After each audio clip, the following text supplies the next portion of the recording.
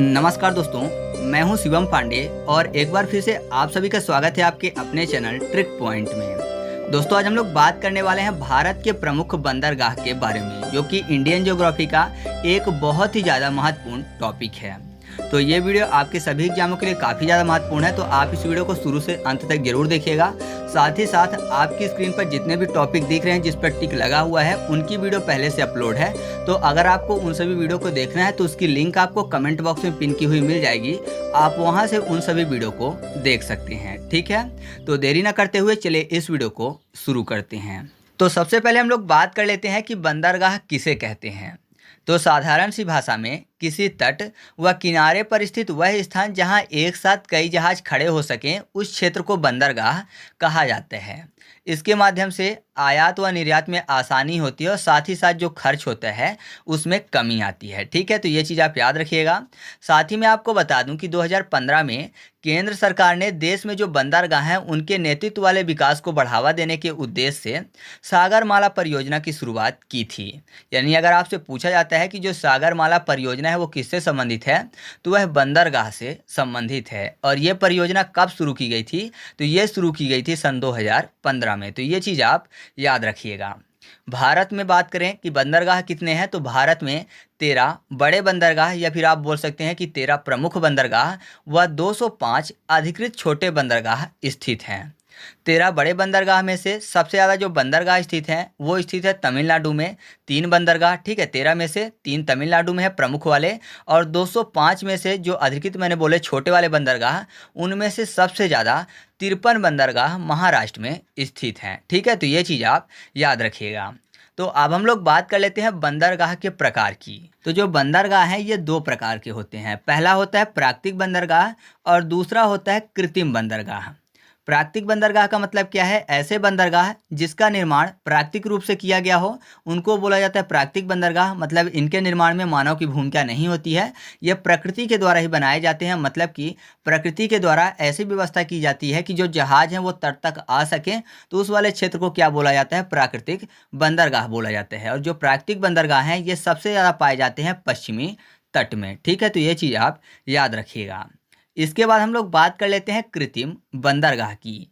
तो ऐसे बंदरगाह जो कि इंसानों द्वारा बनाए जाते हैं या फिर मानवों के सहयोग से बनाए जाते हैं उनको बोला जाता है कृत्रिम बंदरगाह। ठीक है, और जो कृत्रिम बंदरगाह है ये सबसे ज़्यादा पाए जाते हैं पूर्वी तट पर। मैंने आपको पहले भी बताया है कि कृत्रिम बंदरगाह पूर्वी तट पर क्यों पाए जाते हैं सबसे ज़्यादा, और जो प्राकृतिक बंदरगाह हैं वो पश्चिमी तट पर सबसे ज़्यादा क्यों पाए जाते हैं। ये चीज़ें मैंने आपको पूर्वी घाट पर्वत और पश्चिमी घाट पर्वत वाले वीडियो में बताया, और साथ ही साथ भारत के तटीय मैदान वाले वीडियो में भी अच्छे से समझा दिया है। ठीक है, तो यहाँ पर मैं ज़्यादा नहीं बताऊँगा। तो अब हम लोग बात कर लेते हैं भारत के 13 महत्वपूर्ण बंदरगाह की। तो इनके संबंध में जितनी भी चीज़ें महत्वपूर्ण होंगी एग्जाम की दृष्टि से मैं आपको वो भी बताऊंगा, और साथ ही साथ ट्रिक के माध्यम से ये भी याद करवाऊंगा कि वह बंदरगाह कहाँ पर स्थित है। ठीक है, तो सबसे पहले हम लोग बात कर लेते हैं कांडला बंदरगाह की।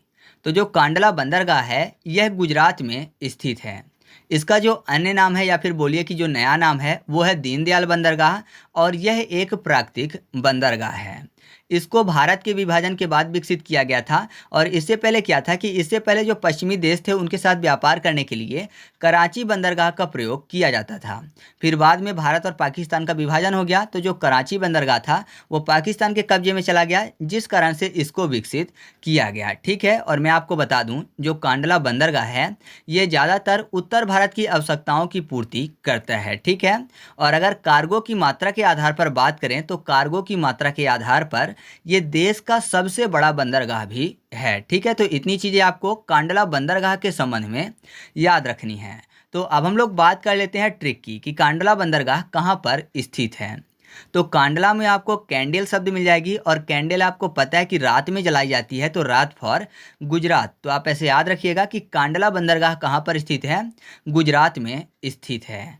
और अगर आप नए नाम से याद रखना चाहते हैं तो दीनदयाल में दीन शब्द लिखा हुआ है, मतलब दिन, और दिन का अपोजिट रात होता है, रात फॉर गुजरात। तो आप ऐसे याद रख सकते हैं कि कांडला बंदरगाह या फिर दीनदयाल बंदरगाह कहाँ पर स्थित है? गुजरात में स्थित है। ठीक है, इसके बाद हम लोग बात कर लेते हैं मुंबई बंदरगाह की। तो आपको पता ही है जो मुंबई है वो महाराष्ट्र की राजधानी है, तो जाहिर सी बात है कि ये जो बंदरगाह है ये कहाँ पर स्थित होगा? महाराष्ट्र में स्थित होगा। साथ ही साथ यह भी एक प्राकृतिक बंदरगाह है और मैं आपको बता दूं कि यह भारत का सबसे बड़ा बंदरगाह है। ठीक है, अगर कार्गो की मात्रा के आधार पर बात करें तो देश का सबसे बड़ा बंदरगाह कौन सा होगा? कांडला बंदरगाह। लेकिन अगर क्षेत्रफल के आधार पर बात करें तो ये देश का सबसे बड़ा बंदरगाह कौन सा है? मुंबई बंदरगाह। ठीक है, और साथ ही साथ ये भारत का सबसे ज़्यादा व्यापार करने वाला बंदरगाह भी है। इस बंदरगाह को भारत का प्रवेश द्वार भी कहा जाता है और साथ ही साथ मैं आपको बता दूं कि यह देश का सबसे व्यस्त बंदरगाह भी है। तो याद रखिएगा, जो मुंबई बंदरगाह है ये देश का सबसे व्यस्त बंदरगाह है और कहाँ पर स्थित है? महाराष्ट्र में। तो इसको तो ट्रिक से याद करवाने की जरूरत नहीं है, क्योंकि आपको पता है महाराष्ट्र की राजधानी क्या है? मुंबई। तो मुंबई बंदरगाह कहाँ पर स्थित है? महाराष्ट्र राज्य में। ठीक है, इसके बाद हम लोग बात कर लेते हैं नाहवा शेवा बंदरगाह की। जो नाहवा शेवा बंदरगाह है ये भी महाराष्ट्र में स्थित है और इसका जो अन्य नाम है या फिर नया नाम है वो है जवाहरलाल नेहरू बंदरगाह।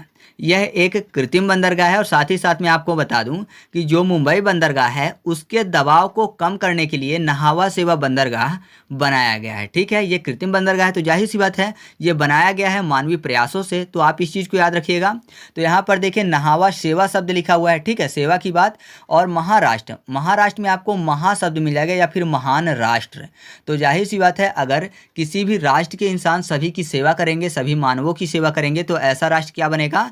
महान बनेगा। ठीक है, और महाराष्ट्र में भी कहाँ स्थित है? तो ये मुंबई में ही स्थित है। तो आप ऐसे भी बोल सकते हैं कि मुंबई में मॉम शब्द लिखा हुआ है तो मॉम की सेवा करना एक महान काम है। तो आप चाहें तो ऐसे भी याद रख सकते हैं। ठीक है, तो इस तरीके से आप नाहवा शेवा बंदरगाह के बारे में इतनी चीज़ें याद रखिएगा। इसके बाद हम लोग बात कर लेते हैं मर्मागावो बंदरगाह की। तो जो मर्मागावो बंदरगाह है ये गोवा राज्य में जुआरी नदी के मुहाने पर स्थित है।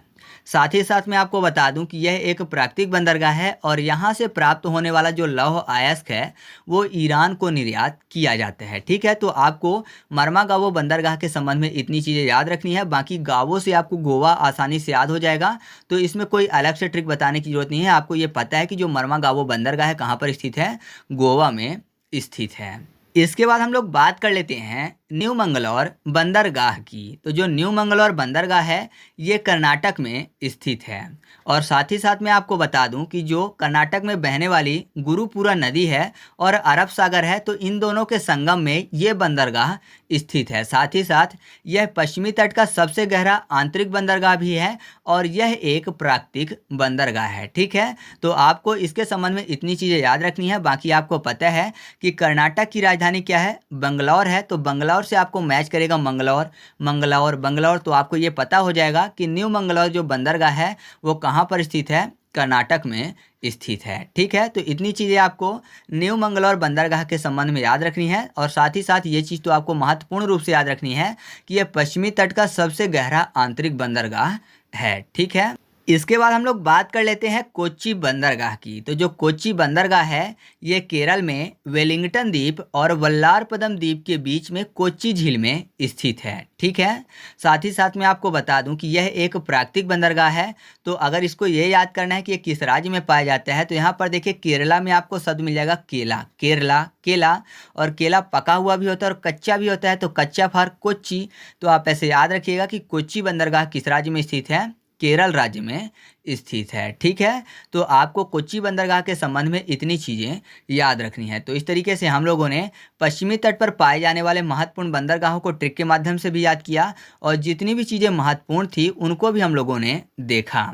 अब हम लोग बात कर लेते हैं पूर्वी तट में पाए जाने वाले महत्वपूर्ण बंदरगाह के बारे में। तो सबसे पहले हम लोग बात कर लेते हैं कोलकाता हल्दिया बंदरगाह की। तो जो कोलकाता हल्दिया बंदरगाह है ये पश्चिम बंगाल में स्थित है। यह एक प्राकृतिक बंदरगाह है। साथ ही साथ मैं आपको बता दूं यहाँ पर कोलकाता और हल्दिया जो शब्द लिखा हुआ है यहाँ पर दोनों थोड़े से अलग हैं। जो हल्दिया बंदरगाह है ये है तो एक अलग से बंदरगाह, लेकिन यह कोलकाता बंदरगाह को सेवाएं प्रदान करता है, अलग से कोई भी सेवाएं प्रदान नहीं करता। तो ये कह सकते हैं कि जो हल्दिया बंदरगाह है ये कोलकाता बंदरगाह का एक भाग है। ठीक है, तो ये चीज़ आप याद रखिएगा। साथ ही जो कोलकाता बंदरगाह मुख्य रूप से है यह हुगली नदी के तट पर स्थित है और यह देश का एकमात्र नदी बंदरगाह है जो कि समुद्र से लगभग 203 किलोमीटर की दूरी में स्थित है। अभी तक मैंने आपको जिन बंदरगाहों के बारे में बताया, तो मैंने आपको बताया कि वो बंदरगाह जो है वो समुद्र के मुहाने में, कोई भी नदी है तो उसके मुहाने में स्थित है। तो जाहिर सी बात है समुद्र के तट में ही आएंगे, नदी के मुहाने में आते हैं लेकिन समुद्र के तट में आते हैं। लेकिन ये जो कोलकाता बंदरगाह है ये देश का एकमात्र नदी बंदरगाह है, मतलब कि ये नदी में स्थित है, वो भी समुद्र से लगभग 203 किलोमीटर की दूरी में। ठीक है। और साथ ही साथ मैं आपको बता दूं कि इसका जो अन्य नाम है वो है श्यामा प्रसाद मुखर्जी बंदरगाह, मतलब कि इसको श्यामा प्रसाद मुखर्जी बंदरगाह के नाम से भी जाना जाता है और यह देश का सबसे पुराना बंदरगाह भी है। ठीक है। तो आपको इतनी चीज़ें कोलकाता बंदरगाह के संबंध में याद रखनी है। तो मैं आपको याद करवा देता हूं कि ये स्थित कहाँ पे है। तो जाहिर सी बात है आपको ये चीज़ पता है कि पश्चिम बंगाल की राजधानी कोलकाता है। तो कोलकाता बंदरगाह कहाँ पर स्थित होगा, जाहिर सी बात है पश्चिम बंगाल में स्थित होगा। और साथ ही साथ इससे संबंधित मैं आपको एक एक्स्ट्रा फैक्ट बता देता हूँ कि सेकेंड वर्ल्ड वॉर के समय जो जापान था उसने यहाँ पर बमबारी भी की थी। ठीक है। तो आप चाहें तो ये चीज़ भी याद रख सकते हैं। इसके बाद हम लोग बात कर लेते हैं पारादीप बंदरगाह की। तो जो पारादीप बंदरगाह है ये ओडिशा में स्थित एक प्राकृतिक बंदरगाह है जो कि महानदी व बंगाल की खाड़ी के संगम पर स्थित है। ठीक है। और इसके अलावा झारखंड और ओडिशा का जो लौह अयस्क है वो यहीं से जापान को निर्यात किया जाता है। तो ये चीज़ें याद रखिएगा। साथ ही साथ 1966 में इसे भारत का 8वां प्रमुख बंदरगाह भी घोषित किया गया था। तो पारादीप बंदरगाह के संबंध में आपको इतनी चीज़ें याद रखनी हैं। अब राज्य याद करते हैं कि जो पारादीप बंदरगाह है वो किस राज्य में स्थित है। तो यहाँ पर देखिए पारादीप शब्द लिखा हुआ है, मतलब द्वीप को पर निकल आए हैं। पर मतलब पंख होता है। तो जाहिर सी बात है अगर किसी द्वीप में पर निकल आएंगे, पंख निकल आएंगे तो वो उड़ भी लेगा, तो उड़ना फॉर उड़ीसा। तो आप ऐसे याद रखिएगा कि जो पारादीप बंदरगाह है वो कहाँ पर स्थित है, ओडिशा में स्थित है। ठीक है। इसके बाद हम लोग बात कर लेते हैं विशाखापट्टनम बंदरगाह की। तो जो विशाखापट्टनम बंदरगाह है ये आंध्र प्रदेश राज्य में स्थित है। यह भारत का सबसे गहरा तथा स्थलबद्ध बंदरगाह भी है। स्थलबद्ध मतलब होता है लैंड लॉकेट। ठीक है। तो लैंड लॉकेट बंदरगाह भी है और इस बंदरगाह के पास डॉल्फिन नाज नाम की पहाड़ी होने के कारण यह तेज समुद्री हवाओं से भी सुरक्षित रहता है। तो आप ये कह सकते हैं कि यह भारत का सबसे सुरक्षित बंदरगाह भी है। साथ ही साथ इसे विजाग बंदरगाह के नाम से भी जाना जाता है। तो आप इस चीज़ को भी याद रखिएगा। ठीक है। तो यहाँ पर याद करते हैं कि विशाखापट्टनम बंदरगाह आंध्र प्रदेश में स्थित है। तो आंध्र प्रदेश में आपको अंधा शब्द मिल जाएगा और विशाखापट्टनम में आपको पट्टी शब्द मिल जाएगा। तो जाहिर सी बात है अगर आँख में पट्टी बांध ली जाए तो इंसान अंधे जैसा हो जाएगा। तो आप ऐसे याद रखिएगा कि जो विशाखापट्टनम बंदरगाह है वह कहाँ पर स्थित है, आंध्र प्रदेश में स्थित है। ठीक है। इसके बाद हम लोग बात कर लेते हैं एन्नौर बंदरगाह की। तो जो एन्नौर बंदरगाह है ये तमिलनाडु में स्थित एक कृत्रिम बंदरगाह है।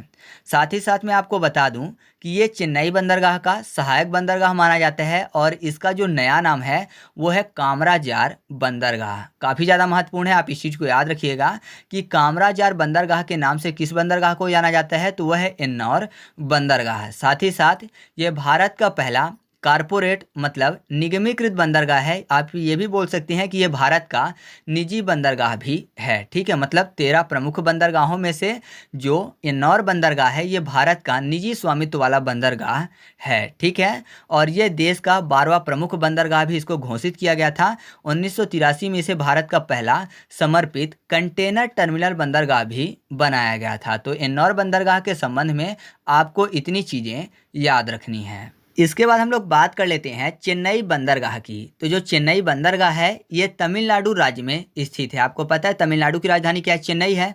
तो आसानी से आपको ये तो पता चल जाएगा कि चेन्नई बंदरगाह कहाँ पर स्थित है, तमिलनाडु में स्थित है। और यह भारत का सबसे पुराना कृत्रिम बंदरगाह भी है। सबसे पुराना बंदरगाह की मैं बात नहीं कर रहा हूँ, सबसे पुराना बंदरगाह कौन सा है तो वह है कोलकाता बंदरगाह। लेकिन भारत का सबसे पुराना कृत्रिम बंदरगाह कौन सा है तो वो है चेन्नई बंदरगाह। ठीक है। और याद रखिएगा कि ये भारत का दूसरा सबसे बड़ा बंदरगाह भी है। तो आपको इतनी चीज़ें चेन्नई बंदरगाह के संबंध में याद रखनी है।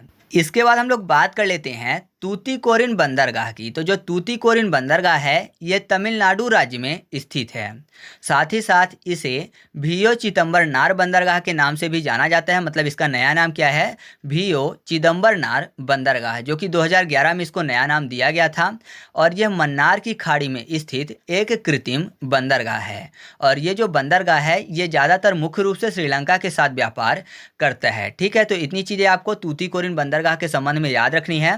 और यहाँ पर राज्य याद रखना है आपको। तो यहाँ पर देखिए तूतीकोरिन में शब्द लिखा हुआ है तूती, मतलब जो तू है वो टी से आता है, टी मतलब तमिलनाडु।